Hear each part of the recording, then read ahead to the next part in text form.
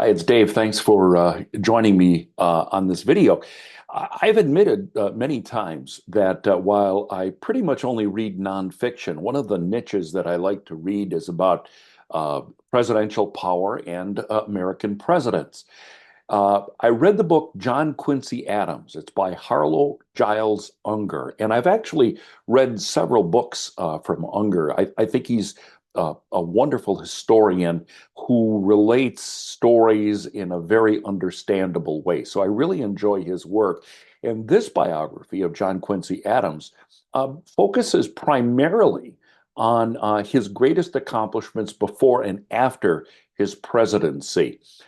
He's one of those presidents whose legacy really extends far beyond his term as the nation's sixth president.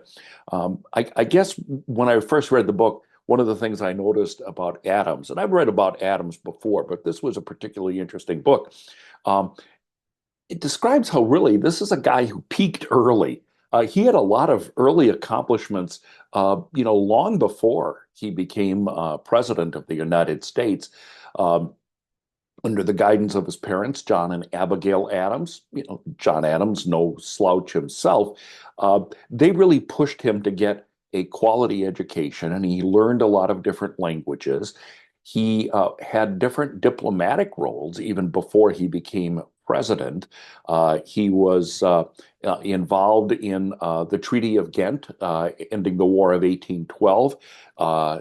He had a role in acquiring Florida, and he helped develop the Monroe Doctrine.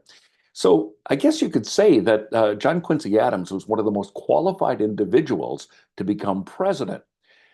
His presidency, however, did not go as smoothly as the accomplishments that he had before taking that office. But his presidency didn't go as smoothly as the accomplishments he enjoyed before taking that office. He was president between 1825 and 1829, one term. During his term, he really pushed a lot of infrastructure projects, such as building new roads and canals.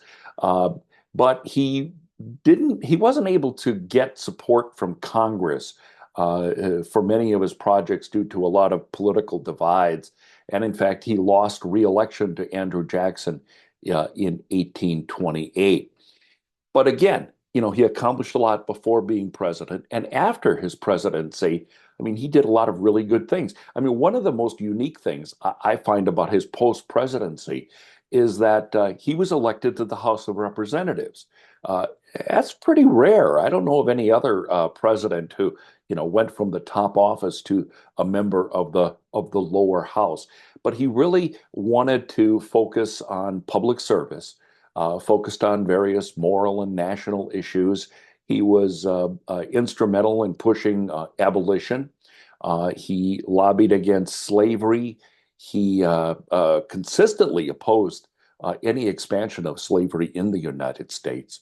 He died while he was serving in Congress.